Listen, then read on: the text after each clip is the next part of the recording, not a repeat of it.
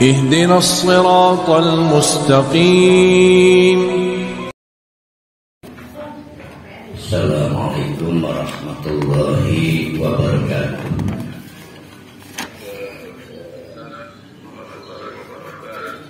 Alhamdulillahirabbil alamin. Nahmaduhu wa nasta'inuhu wa nastaghfiruh wa na'udzu billahi min syururi anfusina wa min sayyiati a'malina. May yahdihillahu fala mudhillalah wa may yudlilhu fala hadiyalah. Asyhadu an la ilaha illallah wa asyhadu anna Muhammadan abduhu wa rasuluh la nabiyya ba'da. Mari kita meneruskan kajian surah Ibrahim. Kita mulai memasuki ayat yang menceritakan tentang Nabi Ibrahim. Di ayat 30 berapa kali? Di ayat 36 berarti ya. Surat ini namanya surah Ibrahim, tapi baru bercerita menyebut nama Ibrahim pada ayat 36. Jadi memang Allah ingin memberikan guidance, pelajaran kepada Nabi Muhammad agar sukses dalam berdakwah. Maka diberikanlah beberapa tamsil atau permisalan. Permisalan itu adalah alat agar pesan lebih mudah sampai dan diterima oleh audiens. Berarti boleh bapak-bapak, ibu-ibu bikin juga permisalan lain. Yang penting murid, pembelajar, audiens bisa lebih menangkap dengan cepat. Nah, kemarin permisalan yang menjadi pokok adalah bagaimana orang hidup dengan pondasi la ilaha illallah dibandingkan dengan orang yang hidup tanpa pondasi la ilaha illallah. Itu digambarkan seperti sebuah pohon yang memiliki pondasi la ilaha illallah. Akarnya menghunjam ke bawah sehingga angin sekuat apapun dipastikan tidak akan bisa membuat pohon itu tumbang. Berarti lawan logika terbaliknya adalah itulah orang yang hidup tanpa pondasi la ilaha illallah, digoda oleh calon presiden yang belum pasti aja sudah ke kiri, ke kanan, karena memang mudah diombang-ambingkan oleh angin, bahkan tidak perlu angin yang kencang. Nah, itu gambaran-gambaran. Tapi mulai ayat 36 ini sekarang bukan permisalan, tapi tarikh, sejarah. Ada nama tokohnya, yaitu seorang pria bernama Ibrahim. Jadi bapak-bapak, ibu-ibu, pahami dulu, Nabi Ibrahim ini nabi yang diperebutkan oleh tiga agama besar. Yahudi mengklaim pengikut Ibrahim. Nasrani mengklaim pengikut Ibrahim. Dan kita nggak kurang kalah galaknya juga mengklaim sebagai pengikut Ibrahim. Persisnya semenjak Nabi Muhammad hijrah ke Madinah, maka perebutan Nabi Ibrahim keras. Persisnya semenjak Nabi Muhammad pindah ke Madinah, dari Mekah ke Madinah, maka perebutan klaim siapa pengikut Nabi Ibrahim sebenarnya itu keras. Nasrani mengklaim paling genuine ya, sebagai pengikut Nabi Ibrahim. Yahudi tidak mau kalah, bukan hanya mengklaim sebagai pengikut Nabi Ibrahim, tapi juga mendeklarasikan kamilah yang pertama dan langsung bersentuhan dengan garis keturunan Nabi Ibrahim. Nah, Islam atau maksudnya umat Nabi Muhammad adalah kelompok terakhir yang tidak bisa menghindar harus mengklaim juga bahwa kita ini umat Nabi Ibrahim. Nah, sehingga sejak zaman Madinah sampai sekarang sebetulnya adalah panggung untuk membuktikan siapa pengikut Nabi Ibrahim yang sebenarnya, atau istilahnya yang paling mendapat hidayah.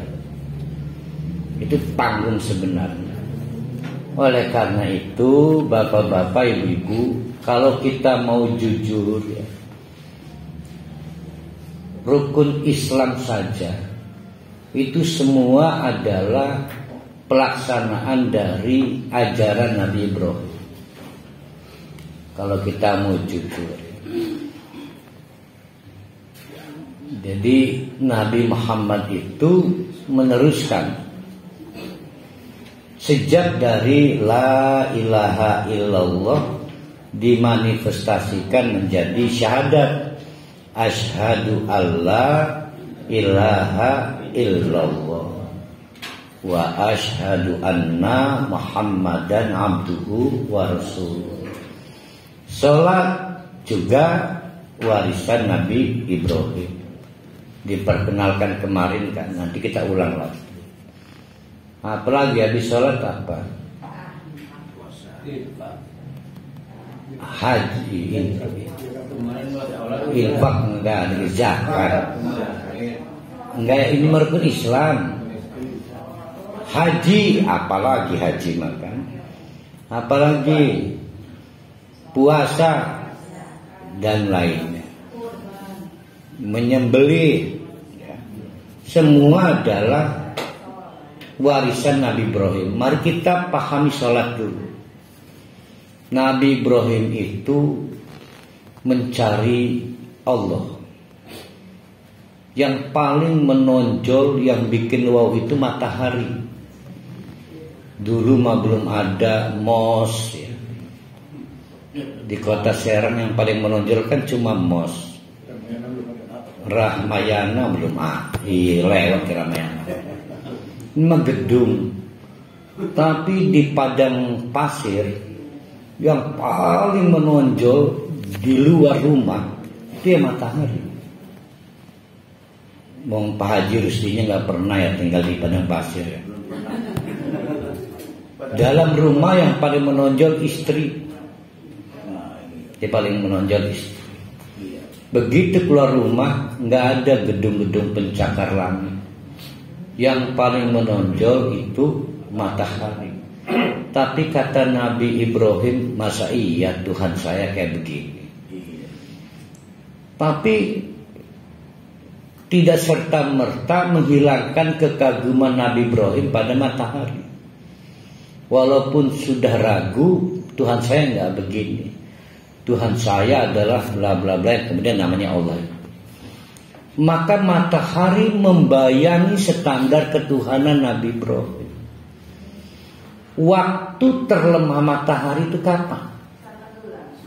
Waktu terlemah satu hari, waktu matahari ada berapa? Senja. Senja itu siapa? Senja itu lagu apa? Senja. Budi Doremi. Senja. Maghrib itu waktu terlemah matahari. Sudah hilang. Sudah mulai redup. Begitu masuk Aisyah, hilang mataharinya. Waktu terlemah berikutnya ketika muncul, kapan itu? Fajar. Di waktu-waktu terlemah matahari, sholat semuanya jahar. Sok ingat-ingat. Di waktu-waktu terlemah matahari, semua sholat itu dikeraskan bacaannya, yaitu maghrib, Aisyah, dan subuh. Begitu masuk duhur itu waktu galak-galaknya matahari. Asar masih galak, maka sir tidak jahar. Itulah cara berpikir kenapa sholat menjadi begitu. Dia melanjutkan dari perjalanan ketauhidan Nabi Ibrahim dan seterusnya. Kalau kita kaji bisa sebulan udah selesai. Bagaimana rukun Islam kita itu adalah improve dari perjalanan ketauhidan Nabi Ibrahim. Tapi paham ya kenapa sholat maghrib itu jahar ya. Sholat Aisyah jahar, sholat subuh jahar. Karena menempati waktu-waktu lemahnya eksistensi matahari bagi manusia. Mataharinya memang gak berubah. Tapi karena bergeser, maka seseorang di satu tempat mulai kehilangan cahaya matahari. Redup, hilang, terbit dalam keadaan masih lemah, kemudian eksis di tengah-tengah kita sebut duhur, bergeser. Oleh karena itu Nabi Ibrahim punya dua titel, yaitu satu, bagi Allah dia adalah kekasih Allah. Bagi kita bukan bapak genetik, tapi bapak agama. Ternyata juga bagi Yahudi sama, bagi Nasrani sama. Tiga agama, tiga pengikut ini mengklaim bapak agamanya adalah bernama Ibrahim. Nah, tugas Nabi Muhammad sampai ke kita membuktikan siapa yang paling Ibrahim. Kita apa mereka. Rupanya Al-Quran berkampanye. Tentu Allah yang kampanye melalui malaikat Jibril kepada Nabi Muhammad. Bukan Ibrahim kalau musyrik. Itu kampanyenya. Karena pada waktu itu agama Ibrahim yang melalui genuine kitab Taurat itu sudah mulai dibongkar. Bongkar pasang sehingga timbul kemusyrikan. Sehingga melalui Al-Quran dideklarasikan kami yang paling Ibrahim. Yang pengikut Taurat sudah nggak mulai ori lah. Karena tidak mungkin disebut ajaran Nabi Ibrahim kalau ada berbau kemusyrikan. Begitu masuk Injil 11 13 ayat 11 12. Nah, kalau bapak-bapak ibu-ibu masih mencampur adukan ibadah kita dengan kemusyrikan, nah itulah Yahudi, itulah Nasrani. Maka tahiyatnya nggak boleh nyebut-nyebut Nabi Ibrahim, karena Nabi Ibrahim adalah nabi yang menolak kemusyrikan. Jadi itu inti poinnya. Sedangkan bapak genetik kita tetap Nabi Adam alaihi salam. Jadi kita punya dua bapak. Satu bapak Adam, menunjukkan kita keturunan Nabi Adam. Dua bapak agama, namanya Ibrahim alaihi salam. Nah, Nabi Ibrahim ini, bapak-bapak ibu-ibu, ini harus menjadi acuan Nabi Muhammad. Karena Nabi Muhammad begitu masuk Madinah riweuh, hatinya itu tidak stabil. Ada perasaan, kenapa Allah tidak menurunkan azab ya kepada musuh-musuh Islam di Madinah. Ada dari kalangan Yahudi, ada dari kalangan Nasrani. Tambah lagi satu, yaitu kelompok juicer mixer itu, yaitu munafik. Ya kan munafik, dia memixkan. Nah, nanti di ayat yang akan kita kaji ditegur, hai Muhammad, bukan berarti Allah itu lalai sehingga mereka bisa ngelunjak. Itu istidraj, itu ditangguhkan. Kelak mereka pasti akan dikalahkan oleh Allah. Udah tenang aja, tenang. Nah, Nabi Muhammad dipaksa oleh Allah untuk belajar kepada Nabi Ibrahim. Jadi Nabi Ibrahim itu gak tanggung-tanggung ngelawan. Ada yang bilang paman, ada yang bilang bapaknya. Kebayang tidak, bapaknya itu produsen alat-alat kemusyrikan, produsen alat-alat kemusyrikan. Nabi Ibrahim membangun konstruksi berpikir, walaupun cuma memproduksi patung, sudah disebut dengan ibadat. Berarti fasilitator kegiatan-kegiatan kemusyrikan itu sama nilainya dengan ibadah. Ya, ini untuk menjawab terlalu sering pertanyaan nukang milu nukang di pusat-pusat ibadah mereka, primen itu. Kalau kita pakai logika Nabi Ibrahim, ya ibadah mereka, karena fasilitator. Tapi Nabi Ibrahim sanggup itu, sehingga resikonya Nabi Ibrahim dicabut dari daftar kartu keluarga, tidak diakui sebagai anak lagi kan. Nah, itu bapak. Sekarang dedengkotnya, yaitu raja, siapa itu dulu namanya itu?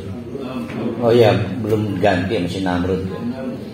Raja Namrud. Ini raja yang luar biasa keterlaluan, sampai agama aja diperalat untuk mempertahankan politiknya, kekuasaannya. Maka melalui keputusan politik, Raja Namrud memvonis Ibrahim harus diusir, dicabut visa tinggalnya, paspornya dicabut. Sudah sebelumnya tidak punya KTP karena dicabut kan dari kartu keluarga, tambah lagi dicabut paspornya. Itu juga ditempuh Karena bagi Nabi Ibrahim turut serta membela rezim seperti Namrud sama dengan beribadah. Jadi siapa yang bilang ini cuma sekedar demokrasi, boleh memilih calon presiden yang anti-Islam? Siapa bilang? Ini soal ibadah. Jangan coba-coba berlindung di balik kata-kata demokrasi. Jadi jangan coba-coba memakai jebakan setan. Wa zayyana lahum musyaiton amalahum. Setan memang bikin semuanya indah. Bid'ah dibilang kearifan lokal. Politik anti Islam dibilang ini demokrasi. Nah, itu setan.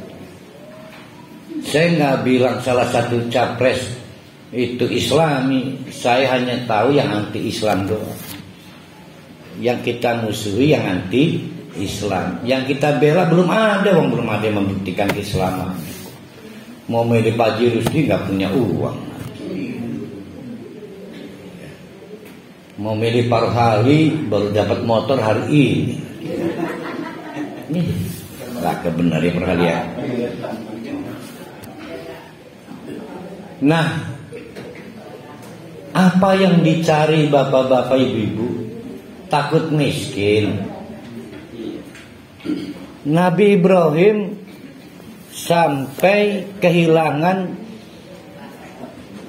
daftar nama dari kartu keluarganya, tidak diaku anak lagi, atau dirinya tidak mengaku sebagai anak. Bahkan sampai dicabut paspornya, kehilangan kewarganegaraan. Berani kok Nabi Ibrahim.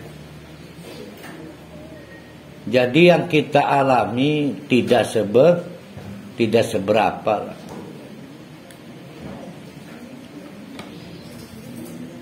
Akhirnya Nabi Ibrahim kehilangan hak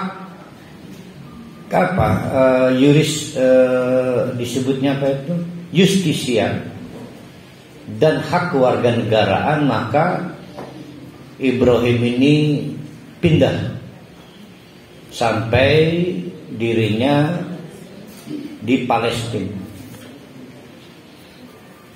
ditemani seorang istri bernama Sarah. Rupanya kurang beruntung rumah tangga Ibrahim dan Sarah. Sampai di usia rawan hamil belum juga punya anak. Sarah sangat mengerti kegelisahan suaminya. Ini bedanya istri-istri sekarang dengan Sarah. Sudah jenuh suaminya masih menang berabine ya. Sarah berbeda. Berpampak. Atau pura-pura bodoh. Nah, Sarah peka. Maka kepada suaminya, cobalah cari istri untuk bisa meneruskan perjuangan dakwah. Yang paling dekat aja, yang kita udah kenal ABC-nya, nggak ada lagi, yaitu asisten rumah tangganya. Jadi kebetulan punya asisten rumah tangga namanya Hajar. Dia berkebangsaan Egypt dari Mesir. Nah, karena kedua belah pihak mengenal fisik, psikis Hajar, maka nggak perlu lama berdebat. Maka menikahlah. Tidak waktu lama dikaruniai Allah anak. Nah, ini dikoreksi nanti. Kadang-kadang ada yang lebay. Biasanya Jamal. Bagaimanapun dia adalah perempuan yang memberiku anak. Lagi ngalam rabi nih kudek itu. Tidak pernah ada istri memberikan anak. Semua anak diberikan Allah. Jadi kalimatnya diperbaiki. biasanya suami lagi ngalem-ngalem rabinya. Kenapa kamu masih awet dengan istri kamu? Bagaimanapun dia adalah perempuan yang memberiku anak. Sehingga diberikan anak dari Allah. Jadi hilangkan kalimat itu supaya jangan terhambat ke satu istri. Ini mah Pak Jamal. Per hari mah nggak boleh nggak pakai nasihat. Saya mah kalau nasihat khusus saya sebut namanya. Yang lain nggak boleh ikutan. Jadi nanti yang lain ikutannya ke Pak Jamal. Namanya multi level marketing. Rupanya begitu lahir sifat alamiah Sarah timbul jealous, cemburu. Gantian Nabi Ibrahim sebagai suami yang peka, maka cari akal, mendapatkan wahyu dari Allah agar merantaukan Sarah Hajar bersama anaknya yang kemudian diberi nama Ismail itu ke arah utara, berarti sekitar Mekah. Belum tahu, belum pernah lihat brosurnya Mekah itu kayak apa. Sampai diketemukan daerahnya itu dua poin. Nah, ini yang mau ayat kita mengkaji itu. Pertama, daerahnya tidak mengandung air. Kalau suatu kawasan tidak punya cadangan air, pasti tidak ada pertanian. Tapi kalau suatu daerah ada pohonan, pasti mengandung air. Itu dibalik logikanya. Informasinya dari Allah, kawasan ini tidak ada air. Tapi ada masjid yang kita sebut Ka'bah itu. Ini yang membuat Nabi Ibrahim oke lah, gak ada masalah. Tapi minta tambahan Allah satu aja, jaminan keamanan. Gak minta yang lain. Nah ini menarik, ini jaminan keamanan ini. Ini yang paling cerdas itu. Karena orang kaya sekalipun rungsep lamun tidak ada jaminan keamanan. Punya istri cantik, tidak ada jaminan keamanan. Waduh, linggung bener. Khawatir ada wanita, pria idaman lain. Jadi jaminan keamanan itulah yang diminta Nabi Ibrahim pada Allah. Berarti ada 3 faktor. 1, daerahnya tandus, tidak ramah untuk bertahan hidup. Bayangkan oleh bapak-bapak, ibu-ibu ketika Nabi di Mekah menghadapi suatu komunitas namanya Quraisy.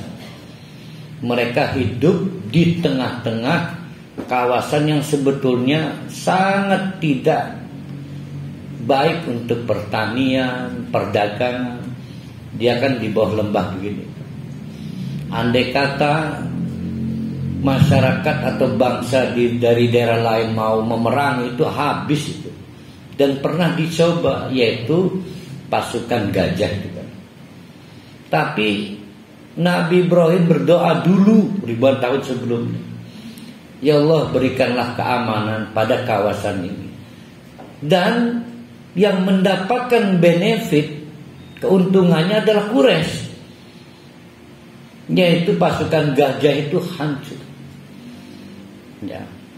Akhirnya dari mulut ke mulut, cerita ini membuat takut daerah-daerah lain. Bisa aja dilewatkan Quraisy, bahaya. Pasukan gajah, bayangkan itu bawa tanker Scorpion. Itu bisa keok itu. Sehingga pelan tapi pasti masyarakat Quraisy menjadi masyarakat yang disegani. Jalurnya menjadi jalur sutra perdagangan. Sejak itu perdagangan maju, tidak punya pohon durian tapi ada durian tiap hari. Tidak punya pohon jeruk tapi ada jeruk tiap hari. Orang Baduy itu kalau ke Jakarta bingung, Pak. Nyari-nyari pohon durian nggak ketemu, tapi banyak durian. Orang Baduy. Coba kalau ada orang Baduy di Jakarta tanya lagi apa? Nyari pohon durian. Karena di Jakarta itu durian tiap hari ada, tapi pohonnya enggak. Jadi Mekah seperti itu. Ya. Artinya doa Nabi Ibrahim dinikmati Quraisy. Apa kata Allah? Oleh karena itu faliya'bud Rabb hadzal bait. Maka beribadahlah kepada pemilik tuan rumah Ka'bah ini. Siapa tuan rumahnya? Bukan Nabi Ibrahim. Gimana sih tuan rumah kok? Masya Allah tuan rumah. Saya mau menyambungkan, berarti yang mengklaim punya Bapak Ibrahim tambah sekarang nih.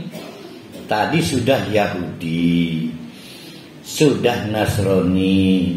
Kita juga mengklaim anak agama dari Nabi Ibrahim. Quraisy juga akhirnya mengklaim kami juga adalah pewaris dari Nabi Ibrahim. Maka kami berhak menikmati sumber air dari Zam-Zam warisan Ibrahim.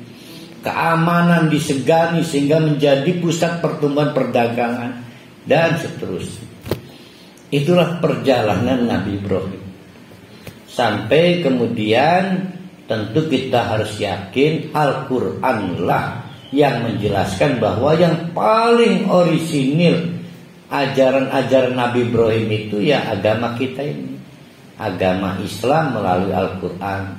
Yang Injil sudah sulit diketemukan yang aslinya, yang Taurat apalagi.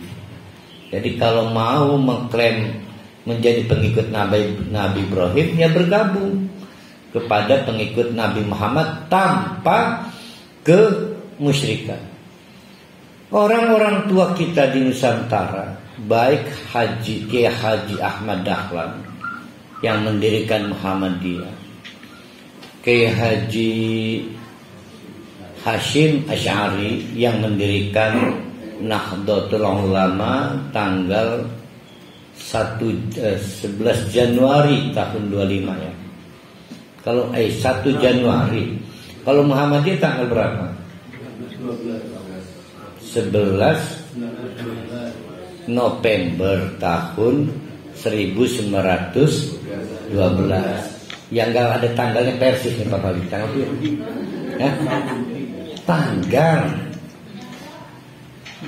Wih, orang duit tanggal persis. Hanya punya tahun. Sebab perwakilan Persis di sini ini Pak Halim. Nah itu nasihatnya sama. Yang paling faktual Kiai Haji Hashim Asy'ari di dalam kitabnya yang paling legendaris itu membuat kaidah bahwa tidak boleh berislam dengan membawa-bawa kemusyrikan, baik sebagai fasilitator. Ini untuk terjemahkan yang tadi Nabi Ibrahim. Kenapa ada falya'bud rabb hadzal baitil ladzi at'amahu min ju'? Karena Quraisy sempat lupa bahwa mereka keturunan Nabi Ibrahim. Dia taruh itu patung-patung berhala, Lata, Uzza, nama umumnya Al-Asnam. Diberi nama, ada Lata, ada Uzza. Asnam itu patung berbentuk manusia, yang manusia itu dikeramatkan. Tapi kalau berhala itu bukan patung, ya namanya berhala. Bisa pohon, bisa batu yang sifatnya ala aneh. Tapi kalau patung dibikin properti, itu namanya asnam. Yang ada di Ka'bah itu banyak. Mungkin ada Michael Jackson, ada Bruno Mars, ada macam-macam lah. Siapa yang kemarin meninggal, rocker wanita tua itu?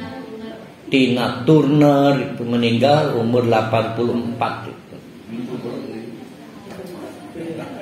Ya Tina Turner.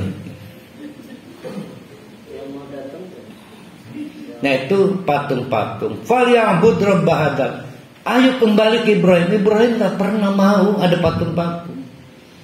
Jadi kalau bapak-bapak atas nama kearifan lokal menggabungkan agama Islam dengan hal-hal yang bid'ah, ya akhirnya kembali lagi kita tidak pernah mengaku sebagai pengikut Nabi Ibrahim. Jadi kita harus tahu siapa kita ini. Kita ini keturunan Nabi Ibrahim. Mari kita teruskan ayat kita di ayat 36. Kita mulai cerita Nabi Ibrahim, Mas. Wa'id qala, wa'id. Dan ingatlah. Kenapa Allah bikin kalimatnya menjadi dan ingatlah? Karena mulai banyak yang hilang ingatan atau sengaja menggelapkan keingatan, baik dengan merubah Taurat, merubah Injil, bahkan menawar Al-Quran sekarang ya, dengan tafsir baru, terjemahan baru, dikorting, didiskon atas nama toleransi, apalagi itu moderasi. Wih, paling enak Domas sekarang itu, yaitu terasi Domas. Paling enak. Maka digunakan kata wa'id dan ingatlah dalam kurung jangan coba-coba lupakan. Ya. Wa'id dan ingatlah jangan coba-coba lupakan. Apa yang harus diingat?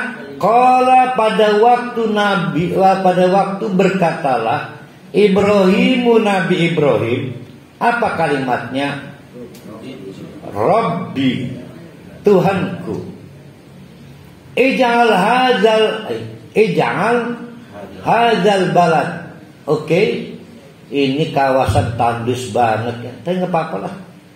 Saya mau tinggal istri dan anak saya di sini. Saya tinggal, nanti saya balik lagi sekitar nggak tahu 7 atau 8 tahun gitu tuh.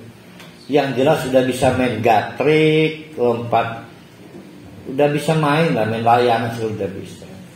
Jadi ditinggal 7 tahun kemudian balik. Nggak ada masalah lah, saya nggak risau. Asal apa?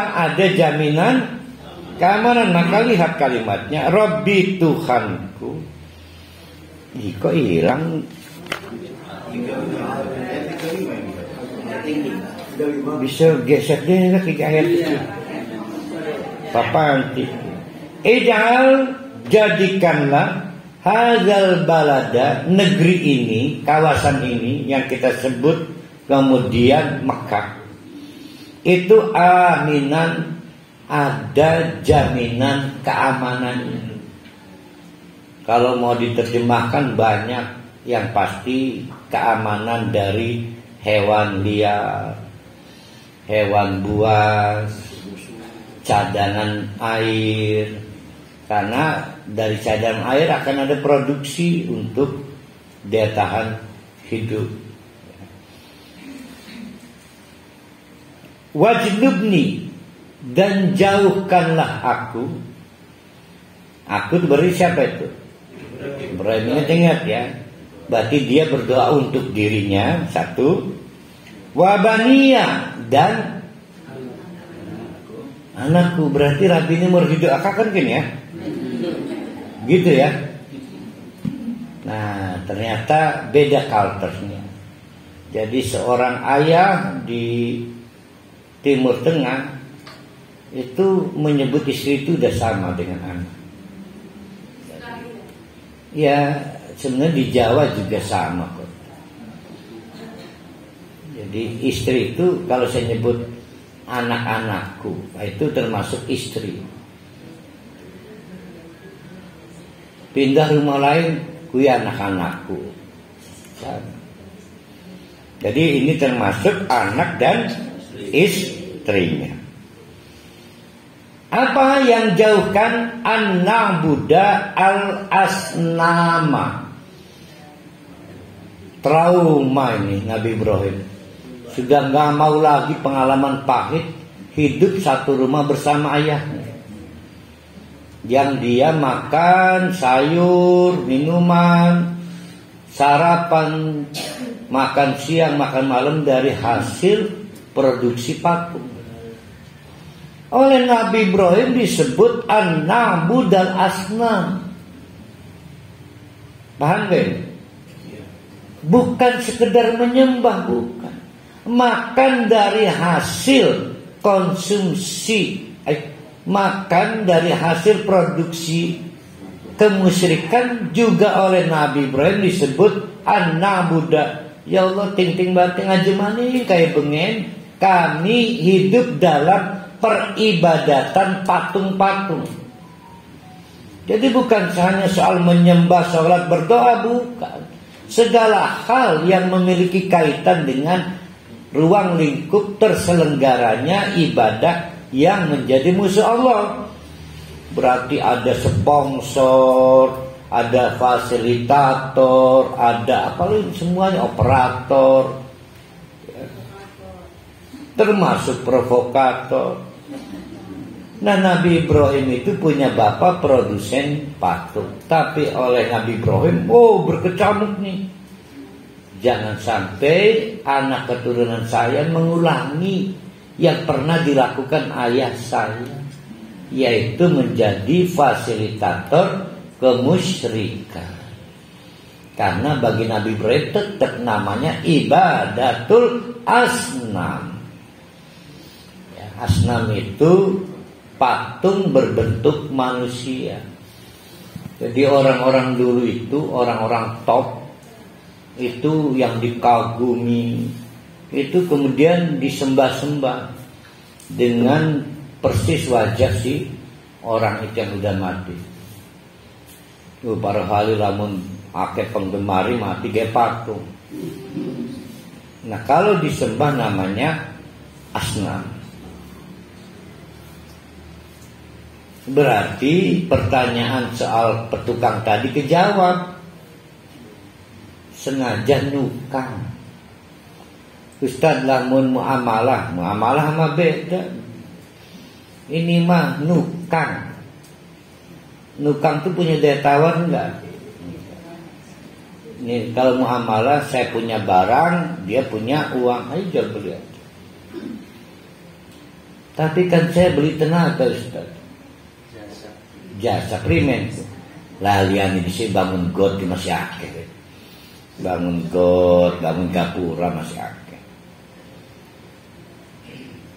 Rabbi, Tuhanku, innahunna, kami ini, adlalna katsiran minan nas. Bukan semua, sebagian manusia itu punya potensi tersesat. Maka dibuat aturan main oleh Nabi Ibrahim. Kembali dulu ke atas. Siapa yang didoakan Nabi Ibrahim? Nah, termasuk kita sekarang ini, termasuk si Manar, Pak Suratin, Pak, itu masuk pada konsep Baniya, Bani Ibrahim. Termasuk Bani Ibrahim adalah ini, yaitu faman tabi'ani, pengikutnya. Maka siapa yang memutuskan menjadi pengikutku, fa innahu minni, maka masuk baninya. Ya. Apa ciri khasnya? Hanya menyembah Allah dan tidak mungkin melakukan penyembahan kepada selain Allah, walaupun cuma fasilitator, operator, jaga parkir, padu baik jaga parkir. Ya. Cuma catering Ustaz, nggak seberapa, 100 box doang padu baik. 100 box. Wa man asani, siapa yang menentangku, fa innaka ghafurur rahim, berarti bukan termasuk Bani Ibrahim. Tapi jangan khawatir, kalau mau bertobat, fa innaka ghafurur rahim, Allah pasti akan memberikan ampunan karena Allah itu sayang ya. Saking sayangnya Allah itu terus menerus tidak berhenti memberikan hidayah agar semua manusia menjadi Bani Ibrahim, termasuk peristiwa kematian. Nah, alhamdulillah ya, ada kematian berarti timbul ayat. Nah, ayat itu untuk orang yang hidup. Berarti yang mati siapa? Anaknya. Berarti ayat untuk orang tuanya. Tapi juga ayat untuk orang lain. Nah, bapak-bapak, ibu-ibu yang bukan orang tuanya punya kewajiban membantu si orang tua itu bisa menangkap ayat dengan baik. Oh, dianya lagi ini sedih, maka kuatkan kegiatan itu, disebut ta'ziyah. Ta'ziyah itu menguatkan psikis orang agar cepat bisa menangkap ayat. Karena yang terpenting itu ayat itu. Ada orang yang sudah 5 yang mati, di artinya nggak ada berubahnya, nggak ketangkep ayat. Kata Allah, mau berapa ratus lagi yang mau dimatikan ini biar dapat ayat juga. Jadi nggak gampang dapat ayat itu. Kegiatan kita disebut ta'ziyatun. Aja ngerunyani kok ngerunyani. Salah konsepnya. Jadi kita datang sebagai orang hebat. Misalnya siapa nih? Pak Jamal, bapak dukanya kan. Pak Jamal, saya yakin Pak Jamal orang Tegar, cepat menangkap ayat-ayat Allah. Coba, ini Pak Jamal orang yang beruntang, itu namanya ta'ziyah, menguatkan. Sama dengan guru memotivasi anak-anak yang lelah kan. Oh, Herman ini cuma lagi capek jika kalah selesai cepatnya dengan yang lain. Padahal mau bodoh anak muridnya itu. Dia bilang lagi lelah. Nah, itu namanya ta'ziyatun. Nah, datang bukan karena sedih. Siapa yang sedih? Nggak ada sedih. Allah dengan kekuasaannya terus menerus memproduksi ayat. Yang dapat ayat orang yang beruntung. Yang dapat ayat itu. Jangankan anak mati, keserimpet sarung bayi sampai ke dupruk bungsut, itu artinya 1-2 dosa terhapus. Waduh, coba tiap detik keserimpet bayi, berapa dosa itu terhapus itu. Nggak gampang loh bisa mampus dosa, tapi kan Allah itu sayang ya. Jadi nggak gampang. Kita kan pernah cerita, orang pugu-pugu anak tetangga sengit. Lah kejudulnya, jangan nyari nalar. Emang Allah yang lagi bikin supaya kita disengiti orang, dengan cara itu dosa kita terhapus. Lalu kita memaafkan, wajib memaafkan. Kenapa wajib memaafkan? Saking butuhnya diampuni Allah. Jadi kita memaafkan itu seneng gak seneng ke tetangga, gak peduli, saya mah lebih butuh ampunan dari Allah. Kan judulnya begitu. Maka hilang motor parham. Wih, lalu butuh ampunan Allah, tak dilatih motor itu. Tapi kan jadi cara berpikirnya seperti itu. Saya husnudon salah. Harapan ini jamaah kita Ramadan kemarin 28 hari ya pengajian ya. Itu lebih banyak masuknya daripada enggak masuknya. Enggak tahu berapa, 20 apa 25 hari. Itu jamaah kita. saya berprasangka baik, dia orang yang paling beruntung. Itu prasangka baik saya.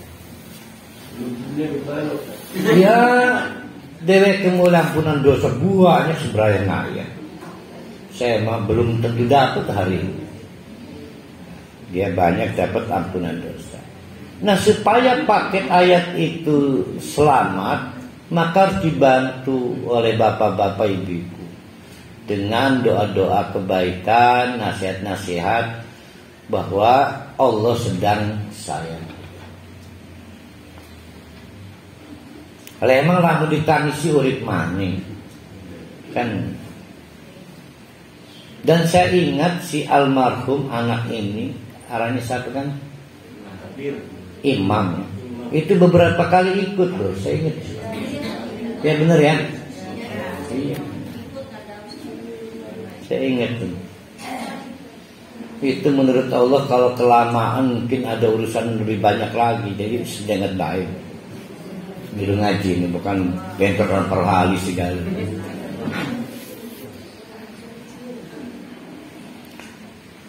Tadi pakai apa memanggil Allahnya? Rabbi, Tuhanku. Berarti yang berdoa siapa? Nah sekarang Nabi Ibrahim mengganti doanya menjadi Rabbana. Rabbana. Berarti Nabi Ibrahim nggak berharap cuma saya doa. Ayo Sarah. Sarah apa siapa di istrinya nih? Hajar menang bagi milu gecerani. Amin Kak. Ini ceritanya nih. Jadi yang doa ayat pertama, ayat kedua memang dia doa sendirian. Bedakan mana doa yang memang betul-betul untuk sendiri dan mana doa yang kita ingin orang di sebelah kita ikut dengan jahar sedikit. Jaharnya bukan untuk ngelung, tapi untuk agar dia mengamini. Ya, iki menggusep pekor, gusompok, gotowa segala. Ya. Jadi agar sekedar si orang ini mengamini. Ada orang nggak hafal doa mana Robbana, mana Robbi. Sekabe doa Robbi baik, atau sekabe doa Robbana baik padahal gidewek mana. Gara-gara hafalan. Hafalikuan lagi dewek Robbana. Lagi dewek hafali ikan. Mesantren 5 tahun hafalikuan doa.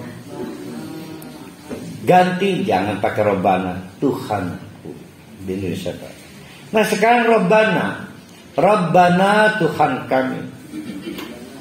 Ini askantu, aku taruh Hajar dan Ismail min durriyati, dia bukan orang lain tapi garis keturunanku. Biwadin, di lembah ini. Amin. Maminku. Berarti si istri dan anak tidak menolak kan? Tidak menolak ditaruh nih. Terserah kakang lah kalau menolak. Dia enggak mempersoalkan ada kacang ngaku. Enggak kan. Wislah aku kacang ngaku mah ya. Jangan bengen ya. Ya. Biwadin, di suatu lembah ghairi dzar'in, yang tidak punya pohonan. Inda baitikal muharrami, tapi yang penting dempet masjid. Sing penting ora ada sing masjid.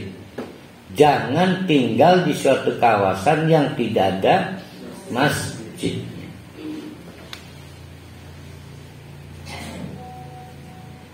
Setuju enggak anu Hajar? Ya enggak apa-apa. Sing penting ada masjid Kang. Si Ranil. Bisa ngejar belum waktu itu belum ya? Lah si Ranil ora nangis, setuju orang nangis, setuju kan? Nah, kenapa setuju? Liuki musholata. Sing penting sangat. Tuh ya. Yang penting punya tetenger la ilaha illallah. Jadi amal terakhir yang menjadi benteng itu sholat. Ingat ini Nabi Ibrahim ya, bukan Nabi Muhammad.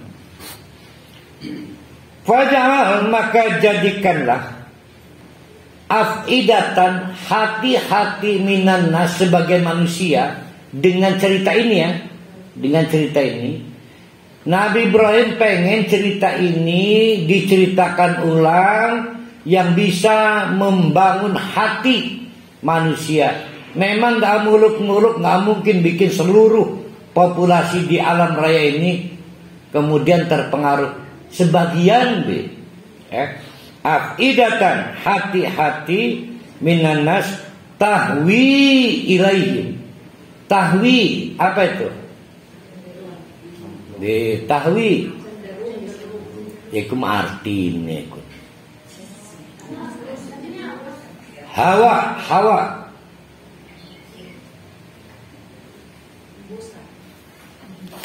Kemarin yang itu apa tuh, yang koror tuh apa itu kemarin? Ikror ya.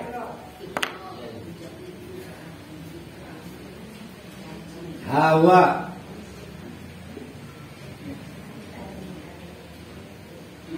Kosong. Ringan. Berarti lawannya saklun. Abot. Abot. Berat. Enggak, kalau abot itu artinya ajel. Kan abot itu begini kan? Iya. Ajelun. Berat. Terus penuh.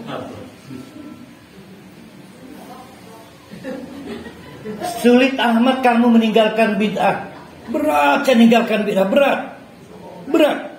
Takut dibekot, takut gak dapat teman, berat. Ayo dibuat hawa, ringan, cenderung pada nah itu tahwil. Paham gak ini tahwil ini? Apa yang membuat kamu berat ikut ke yang aslinya apa? Kosongkan diri kamu. Nah, itu arti dengan apa di sini nih? Tahwi, dihawakan, dikosongkan, diringankan bebannya. Yaitu caranya apa? Yang menjamin rezeki Allah, yang menjamin keamanan Allah. Maksudnya itu. Harus ya, bukan berkali-kali tahwidin ya. Nah di situ apa itu Bu Dewi Kios? Oh cenderung ya. Oh iya, karena ringan gampang berkecenderungan. Saya sendiri bingung cari arti terjemahnya, bingung. Pokoknya konon be maknanya ya. Kita harus tahu maknanya. Nabi Ibrahim sadar. Cerita Nabi Ibrahim, perjalanan hidupnya, biografinya ini, itu belum tentu bisa menggugah seluruh orang.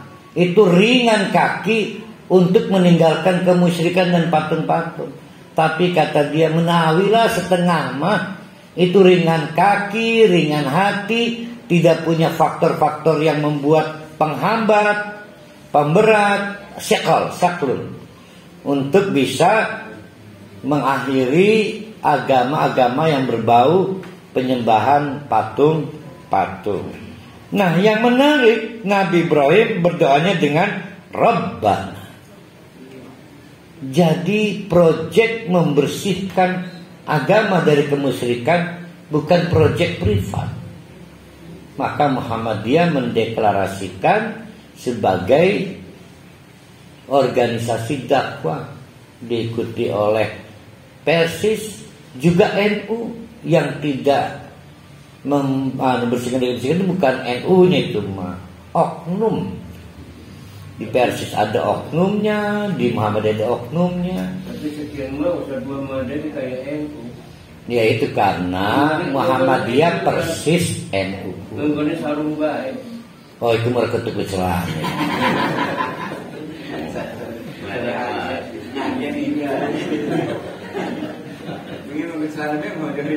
Alhamdulillah, Akhirnya dalam periode awal beberapa suku dari satelit atau pinggiran Mesir ikut nimbrung jadi pendatang bersama Siti Hajar dan Ismail, sehingga timbul komunitas. Maka Nabi Ibrahim meneruskan doanya, warzuqhum, kepada mereka, ya Tuhan kami, berikanlah rizki minas samarot. Samarot itu artinya berbagai buah. Ingat, berbagai buah, bukan pohonan. Nah, ini Jakarta banget ini. Ada pohonnya, ada buah. Apa beane gerenuk anu. Kuiste. Tahu kuiste enggak? Kuiste. Ada orang dulu tukang serang berarti ya. Gayam. Enak gayam ini biasa kan. Kelungsum. Aduh, enak. Udah terhari. Ini langsung.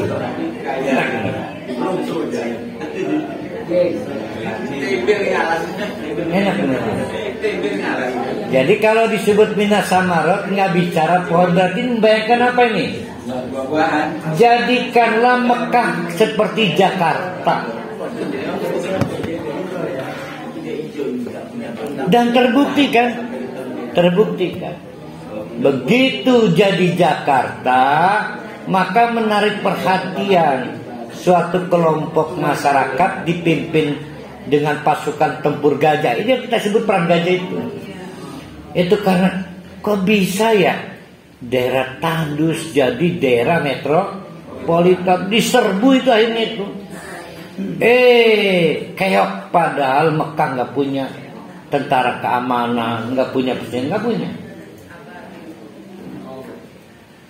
Keren itu. Jadi serbuan invasi dari pasukan bergajah itu membuktikan saat itu Mekah sudah jadi metropolitan.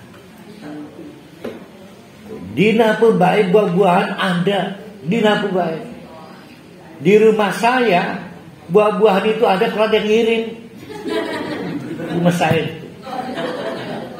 Terakhir Pak Guru Jindar, kepala SMP 5, ngirim gedang. Wis rong minggu udah makan-makan. Seranggut bener.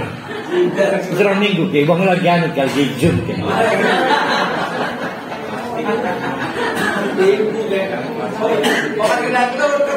Enggak, gedang kayak hijau kenapa? Wih, menariknya plastik enggak. Menurut saya terlalu lambat pertumbuhannya karena penyelangnya belum ada. Kan nggak ada masalah nunggu matang, buah yang lain masuk dulu, nggak ada yang masuk buah yang lain. Nah itu baru kode Bu Dewi, itu baru kode. Tadi belum kode. La'allahum yashkurun, cobalah mengerti. Cobalah mengerti itu momo itu. Ya momo geisha itu. Di cover lagi oleh Peter Pan itu apa itu? Ya, cobalah mengerti. Nah kemarin dinyanyikan Salma. La'allahum yashkurun, cobalah mengerti, disyukuri itu. Ini tentang Quraisy waktu itu, juga tentang Madinah, juga tentang kita. Ya. La'allahum yashkurun. Nah alhamdulillah, kita sekarang membaca sejarah Ibrahim dari Al-Quran. Itu biografinya ya. Dari Injil nggak ada, dari Taurat nggak ada. Kalau kita tidak terinspirasi, bahaya.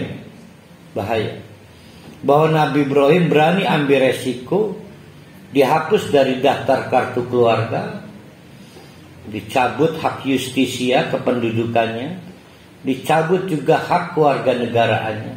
Berani ambil resiko. Seberapa sih problem kita dibanding Nabi Ibrahim? Nanti ada problem lanjutan Nabi Ibrahim. Oh berat. 8 tahun kemudian jadwal visit ngedengok anaknya.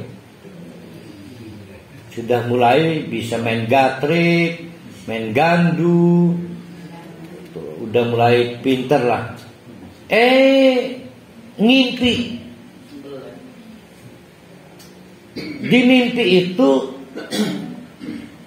melihat dirinya menyembelih anaknya. Menurut bapak-bapak ibu-ibu, tragedinya di mana coba? Saya mimpi nyembelih anak. Tragedinya di mana? Nggak ada tragedi. Tragedinya ketika saya ngomong ke anak saya, Teh, bapak ngimpi nyembelih Teh, tragedi.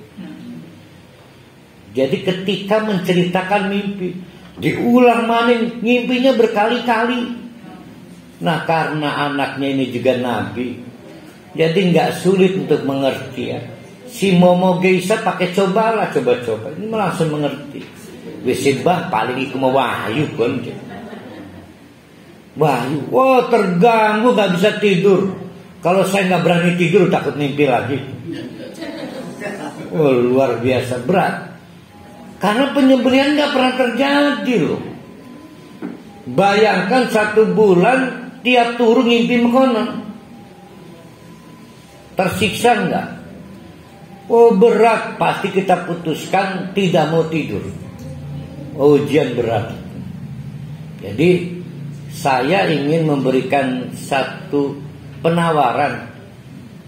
Bukan menyembelihnya itu enggak terjadi. Ya bukan. Bagaimana teror Allah menguji hambanya bernama Ibrahim, di teror psikisnya. Dan teror berikutnya adalah ketika mendelivery cerita itu ke anaknya. Iki mesti diceritakan Radin nyembelih. Bang, dramanya udah terjadi kok dalam mimpi. Itu gambarnya pakai HD lah gitu kualitas videonya. Ya. Jadi kalau kita menceritakan kayak nyembelih kambing, domba, gagal. Karena terlalu pendek waktunya. Ini panjang loh. Berat. Jangan jadi Nabi Ibrahim lah. Satu Haji Rusdi nggak mampu 2 istri. Nabi Ibrahim 2 istri.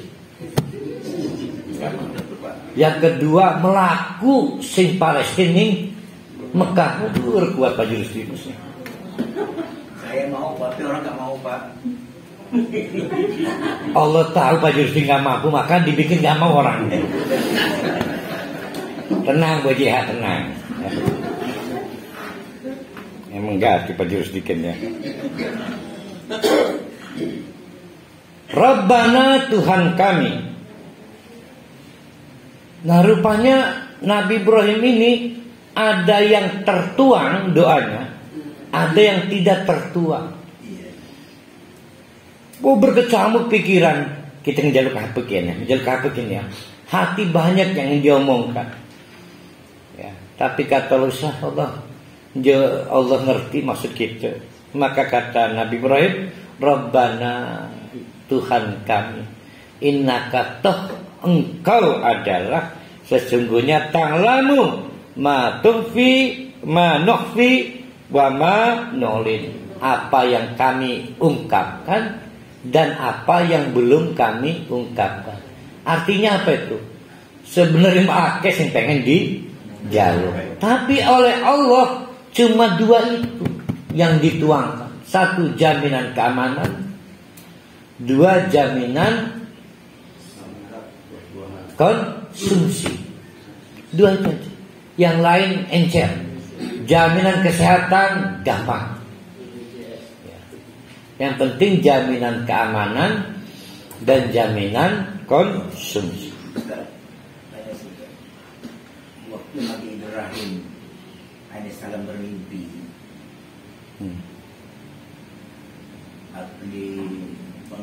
disuruh menyembelih anaknya. Bukan disuruh nyembelih, bermimpi melihat dirinya menyembelih anak. Itu udah teror itu.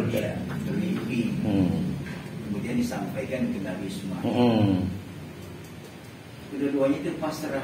Bukan, yang membuat kesimpulan Nabi Ismail malah. Kata Nabi Ismail, kayaknya dikenyembelih gitu kan, Mbak. Gitu.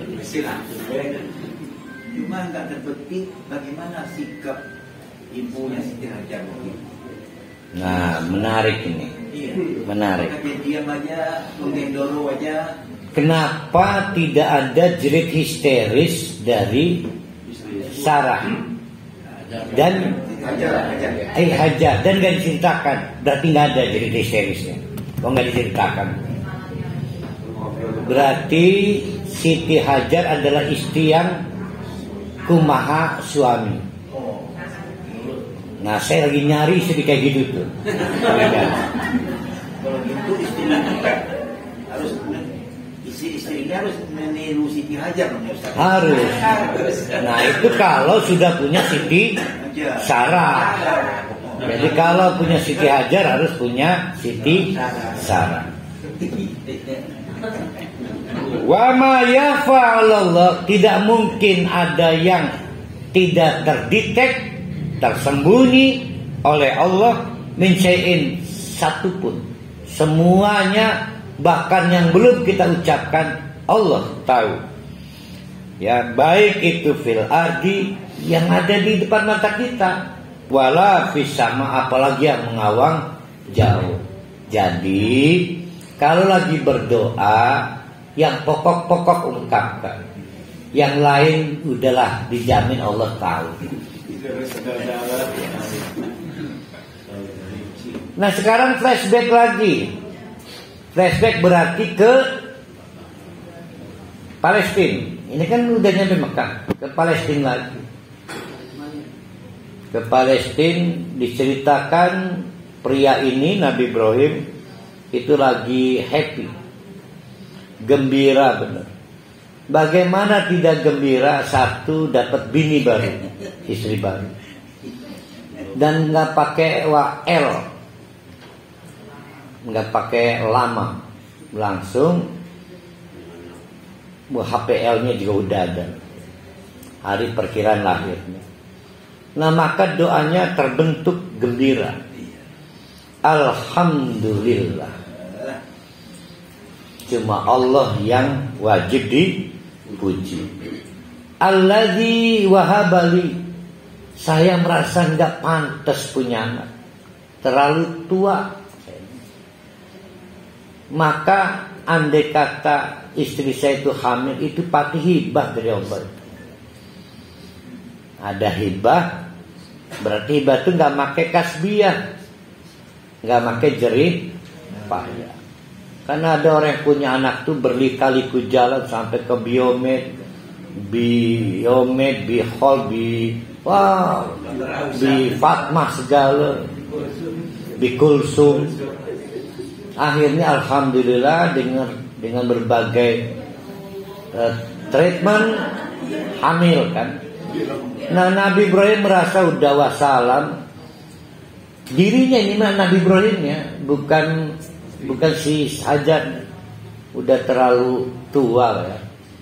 Ada yang ceritakan 80, 90. Dikasih anak, maka di mata Nabi Ibrahim ini hibah dari Allah.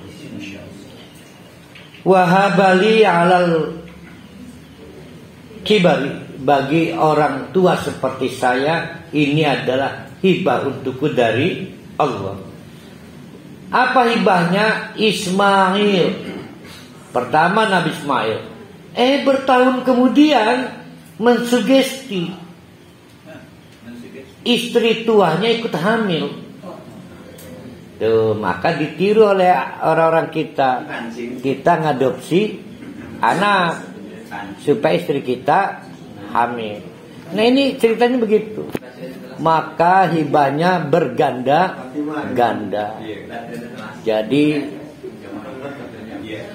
kepada Siti Hajar saja merasa hibah, apalagi kehamilan Siti Sarah kan semakin menua. Tuh. Nah, kurangi terlalu memberikan rasa hormat pada dokter kandungan. Ya, kurangi terlalu memberikan rasa hormat pada dokter kandungan yang menghibahkan putra putri pada rahim ibu-ibu itu Allah. Ya, Allah ini mau luar biasa. Ada ibu-ibu pulang habis operasi kaisar. Pak, kalau bukan dokter M, waduh udah lewat saya. Ini nggak bisa. Allah yang memberikan jamin. Inna Rabbi, Tuhanku itu, kata Nabi Ibrahim lagi happy nih. La sami'ud doa, emang oke benar. Dengar aja doa saya tuh. Ya. Lagi ngalam dengan Allah ya. Jadi cobalah berlatih. Ada doa dengan kesedihan, ya. Air matanya menetes. Kalau belum menetes, coba lagi sampai kalau perlu pakai obat tetes air mata.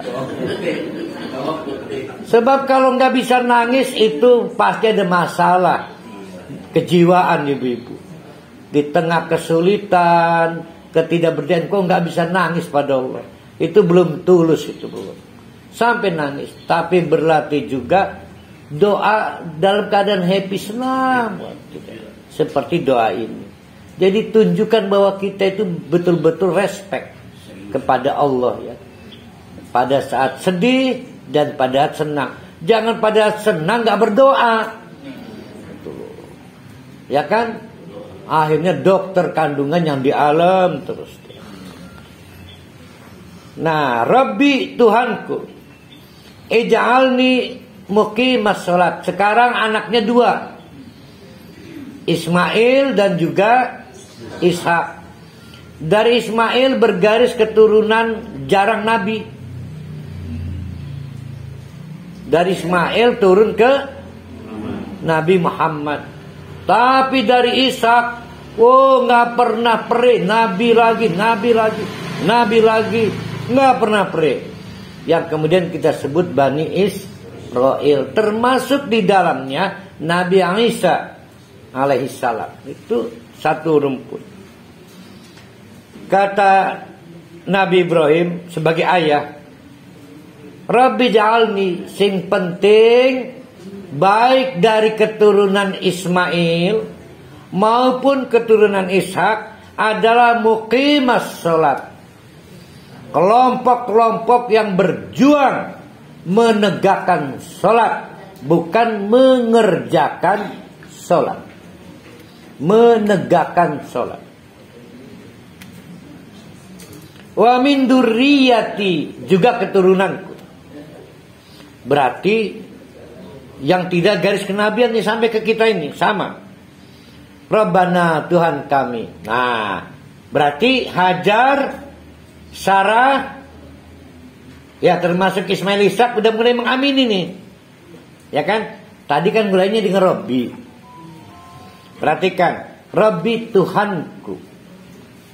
Begitu mulai ujung, Rabbana, Tuhan kami. Amin tuh sarannya tuh. Jangan menang aja. Nah, supaya tidak menang, no respon, keraskan sedikit. Karena Sarah dan Hajar hanya berjarak 0,5 meter. Atau semeter. Berarti perlu pakai toa enggak? Enggak perlu. Jadi mengeraskan doa itu sebatas supaya dengar dan mengamini. Orang-orang yang di rumah Ustaz Cing nih umah aja diajak-ajak. Mulai gini umah aja pengen pemiluan, amin.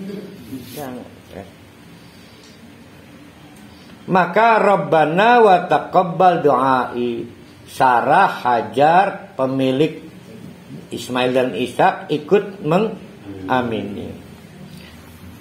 Nah, sekarang problem baru timbul ini terakhir karena yang 41 mulai masuk ke bagaimana Nabi Muhammad setelah tahu biografi Ibrahim. Doa puncaknya adalah ini problem. Akhirnya Nabi Ibrahim di tengah-tengah happy ingat bapak nih. Bapak kita ya. Masih dalam rezim Raja Namrud. Bahkan menjadi mitra strategis untuk memperkuat rezim politiknya melalui peribadatan menyimpang. Terpikir aja, Nabi Ibrahim ini punya masalah, punya janji, wis bah Saya benci engkau karena hanya ketololan yang musyrik pada Allah. Tapi bagaimanapun engkau ayahku. Dah, apapun yang kau lakukan, andai kata mengusir pun, saya tetap sayang nih Abah. Dan saya doakan Abah terhindar dari neraka. Ini masalahnya. Pokoknya sepanjang masih dijinakan, sepanjang. Nah itu lagu siapa itu? Ermi Huta Barat ya. Sepanjang kita Pance Pondaang.